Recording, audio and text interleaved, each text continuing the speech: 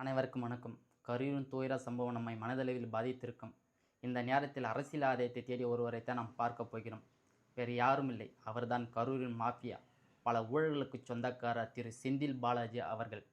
இவரின் சிறப்பு என்னவென்றால், கோடு போடச் சொன்னால் ரோடு போடுவார். இப்படி நான் சொல்லவில்லை, தமிழ்நாடு அரசு அதிகாரிகளின் பேச்சை கேட்டுக்கொண்டு ஆட்சி நடத்தி கொண்டிருக்கும் திரு ஸ்டாலின் அவர்கள்தான். இவர் செயல்வீரர் என்று கூறுகின்றார்கள், அது முற்றிலும் உண்மை. மக்கள் அனைவரும் கரூரில் சில தினங்களுக்கு முன்பு அவர் நடத்திய கோர செயலை பார்த்தவர்கள்தான்.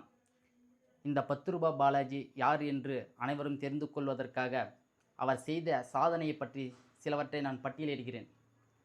வேலைக்கு பணம். கடந்த 2011ஆம் ஆண்டு டு 2015 ஆண்டு காலகட்டத்தில் போக்குவரத்து துறை அமைச்சராக இருந்தபொழுது அரசு வேலை பெற விரும்பியவர்களிடம் லஞ்சம் பெற்றுக்கொண்டு வேலை வாங்கி தரவில்லை என புகார். இந்த புகாரை எடுத்து அமலாக்கத்துறை விசாரணை நடத்தி பணம் மோசடி வழக்கு பதிவு செய்தது. இந்த பண மோசடி வழக்கில் ஜூன் 2023 அமலாக்கத்துறையால் கைது செய்யப்பட்டார்.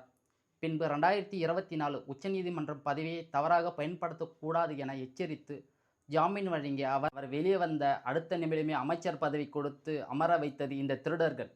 ஆனால் உச்சநீதிமன்றம் கடுமையாக கண்டித்து அமைச்சர் பதவியை விட்டுவிடுங்கள், இல்லையென்றால் ஜெயிலுக்கு செல்ல வேண்டும் என்று எச்சரித்தை தொடர்ந்து அவர் ராஜினாமா செய்தார். டாஸ்மார்க்கில் அவர் அரங்கேற்றிய முறைகேடுகள் ரூபாய் 1000 கோடிக்கு மேல் இருக்கும். இதுவே இவருக்கு 10 ரூபாய் செந்தில் பாலாஜி என்று பெயர் வர காரணமாக அமைந்தது. தமிழ்நாடு மின்சார வாரியத்தில் டிரான்ஸ்ஃபார்மர் டெண்டரில் ஊழல் செய்து இதனால் அரசுக்கு சுமார் 397 கோடி ரூபாய் இழப்பு ஏற்பட்டது.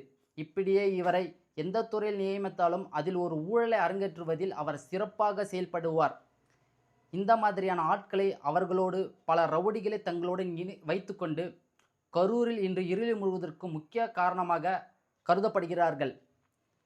முதலமைச்சர் ஏற்படுத்திய ஒன்மேன் கமிஷன் என்ற தனிநபர் ஆணையம் எந்த அளவிற்கு வெளிப்படையான தன்மையோடு நடப்பார்கள் என்று அனைவராலும் யூகிக்க முடிகிறது. எனவே இந்த வழக்கை உச்சநீதிமன்றம் தானாக முன்வந்து விசாரித்து சிபிஐக்கு மாற்றி நீதியை நிலைநாட்ட வேண்டும். 41 உயிர்களுக்கு உரிய இழப்பீடு பெற்று தர வேண்டும் என்று கேட்டுக்கொண்டு உங்களுடன் விடைபெறுகிறேன். நன்றி, வணக்கம்.